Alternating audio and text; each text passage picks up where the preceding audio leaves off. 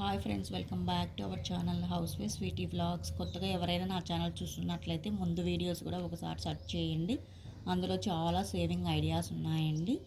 ఈ వీడియోలో వచ్చేసి మనీ రూల్స్ టు గ్రో, మనం గ్రో కావడానికి ఎలాంటి మనీ రూల్స్ పాటించాలి అనేసి ఈ వీడియోలో క్లియర్గా చెప్పాను. ఎప్పుడూ ఎక్కువ ఖర్చు చేయకూడదండి. ఇది వచ్చి ఫస్ట్ రూలు.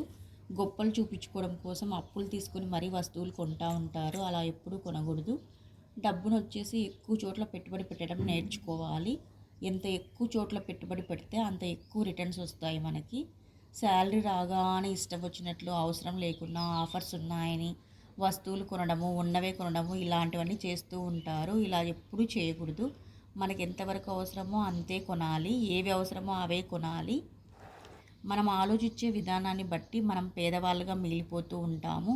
అలా కాకోకుండా ఉండాలంటే 50-30-20 రూల్ పాటించాలి. మీ శాలరీ సపోజ్ 5,000 నుంచి 1,00,000 వరకు ఎంతైనా కావచ్చు. ఈ విధంగా పాటించండి. మన ఫ్యామిలీ మెంబర్స్కి హెల్త్ ఇన్సూరెన్స్ పాలసీ అనేది మనం చేపించి పెట్టుకోవాలి. మంత్లీ 300 కంటే ఎక్కువ అమౌంట్ పడదండి దీనికి. వాళ్ళ ఏజ్ని బట్టి ఇంకా తగ్గుతుంది కూడా. మనం అలా ఇన్సూరెన్స్ పాలసీలు తీసుకోకుండా డైరెక్ట్ హాస్పిటల్కి వెళ్ళామంటే మన దగ్గర ఉన్న ఆస్తులు మొత్తం అమ్ముకోవాల్సి వస్తుంది. అలా కాకోకుండా చిన్న ఏజ్ ఉన్నప్పుడే మనం ఇన్సూరెన్స్ చేస్తూ వచ్చామనుకోండి, ఆ ఇన్సూరెన్స్ క్లెయిమ్ వల్ల మనకి అమౌంట్ అనేది బెనిఫిట్ పొందుతుంది. మీకు ట్రస్ట్ ఉన్న చోట మాత్రమే హెల్త్ ఇన్సూరెన్స్లు, టర్మ్ ఇన్సూరెన్స్లు చేయండి. మామూలుగా చిన్న చిన్న ఏజెంట్స్ ఉంటారు కదా, అలా కాకోకుండా ఆఫీస్కి వెళ్ళి చేస్తేనే మీకు బెస్ట్. మీకు ఎక్కువ నమ్మకం ఎక్కడ ఉంటుందో అక్కడ మాత్రమే చేయండి. పాలసీలైనా ఇన్సూరెన్స్లైనా ఏవైనా కూడా. ఇప్పుడు జిఎస్టీ కూడా లేదు కాబట్టి మనకు ప్రీమియం తక్కువ పడుతుందండి. కవరేజ్ కూడా ఎక్కువ వస్తుంది. ఇలా ప్లాన్ చేసుకోండి. మనకు హెల్త్ ఇష్యూస్ వచ్చినప్పుడు ఆల్మోస్ట్ అందరూ ఎంత శాలరీ వచ్చినా సరే 10 డేస్లో అయిపోతుంది. మళ్ళీ శాలరీ వచ్చే వరకు వెయిట్ చేస్తూ ఉంటారు. అలా కాకోకుండా డబ్బును పొదుపు చేయడం కంటే ఎక్కువ డబ్బు ఖర్చు పెట్టడం చాలా ఈజీ. మనము మన ఖర్చును మన కంట్రోల్లో పెట్టుకోవాలి. ఎంత డబ్బులు వచ్చినా సరే మనం 1 or 2 డేస్లో ఈజీగా ఖర్చు పెట్టచ్చు. అదే సేవ్ చేయండి చూద్దాము. చాలామంది ఖర్చు పెట్టిన తర్వాత మిగిలింది సేవ్ చేయాలని అనుకుంటారు. అలా కాదండి. ముందు సేవింగ్కి పక్కన పెట్టి ఆ తర్వాత ఖర్చు పెట్టాలి. ఈ రూల్ అనేది కంపల్సరీ పాటించాలి. మనం దాచుకున్న మనీని ఎప్పుడూ కూడా బీరువాలో పెట్టుకోవడము, అకౌంట్లోనే ఉంచుకోవడం వల్ల మనకు ఎప్పుడూ అది మనకు గ్రో అవ్వదు. అలా కాకోకుండా మన మనీని బీరువాలో కానీ జస్ట్ అకౌంట్లో నార్మల్ అకౌంట్లో పెట్టుకోవడం, అలా కాకోకుండా ఈక్విటీ ఫండ్స్ కానీ చాలా చోట్ల మనకు పెట్టుబడి పెట్టి మనం గ్రో చేస్తూ ఉండాలి. నీడ్స్, అవసరాలు రోజు రోజుకు పెరుగుతూనే ఉంటాయి కానీ మనకు తగ్గదు. ఫర్ ఎగ్జాంపుల్, ఈ పెన్ను రేటు ఒక 5 రూపీస్ అనుకోండి. ఈ 5 రూపీస్ అనేది ఇప్పుడు 5 రూపీస్, ఫ్యూచర్లో అది అలాగే ఉంటుందా? ఉండదన్నమాట. 10 రూపీస్ అవుతుంది. ఇప్పుడు మన దగ్గర ఉన్న 5 రూపీస్ని మనం కనీసం 10 రూపీస్ చేయలేకపోయినా 7 రూపీస్ అయినా చేయగలగాలి. అలా చేయగలిగితే ఆ పెరిగిన అమౌంట్ను మనము ఆ రిటర్న్ రూపంలో వచ్చిన అమౌంట్ ద్వారా ఖర్చు పెట్టాల్సి ఉంటుంది. ఇలా మన అమౌంట్ను ఫ్యూచర్లో ఎక్కువ రేట్ పెరిగినా కూడా కొనేటట్లు అక్కడ రెట్టింపు చేసుకున్నామంటే ఎటువంటి ఇబ్బంది లేకోకుండా ఉంటుంది.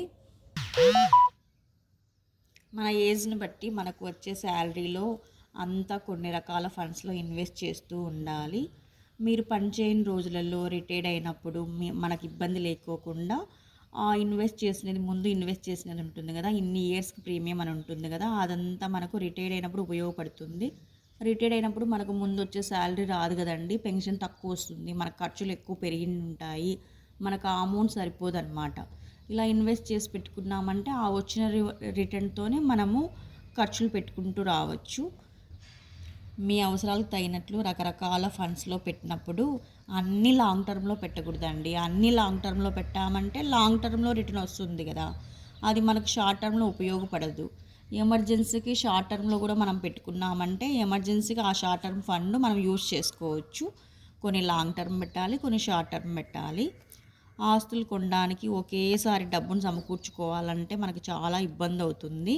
అందుకని మనం చిన్న చిన్న ఇన్వెస్ట్మెంట్ చేస్తూ వచ్చామనుకోండి, ఆ చిన్న చిన్న ఇన్వెస్ట్మెంట్లే మనకు పెద్ద అమౌంట్ అవుతుంది. ఆ పెద్ద అమౌంట్తో మనం ఆస్తులు లాంటివి కొనవచ్చు.